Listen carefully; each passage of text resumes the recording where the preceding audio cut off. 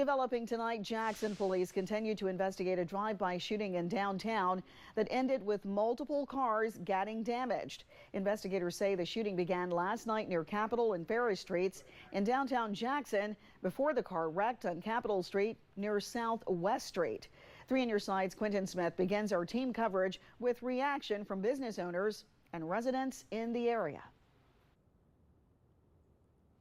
Yeah, Maggie, so things are all quiet and calm out here right now, but that was not the case less than 24 hours ago. I want you to take a look at this. This is the Pinnacle building, and if you look closely, you can see a bullet hole in a window on the 2nd floor. Again, this is here on Capitol Street, but this isn't the only building to receive damage from the shooting. Directly across the street is the Landmark Center, and if you look up on the 4th floor, you can see shattered glass. Residents tell me both of these stem from Monday night's shooting.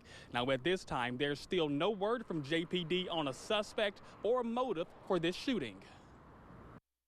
It was right across the street from the Federal building. As he looks through photos on his phone, it's frustrating. Michael Rajabian is still having a hard time coming to grips with what happened. The people who did this had really no regard for anything or anybody. He's talking about Monday night's drive-by shooting on Capitol Street. This is video from that incident. Rajabian says he was home watching TV. It was quiet. Then suddenly, chaos broke out. About 9 o'clock, there was a gunfire from an assault rifle outside my apartment where I live on Capitol Street, about 30 rounds.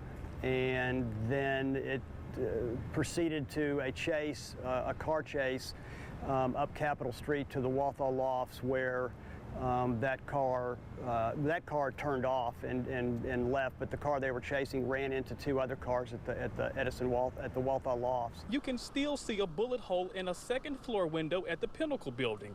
Then, directly across the street, shattered glass remains on the ground after this window on the 4th floor of the Landmark Center was shot into. Rajabian says both stem from the shooting.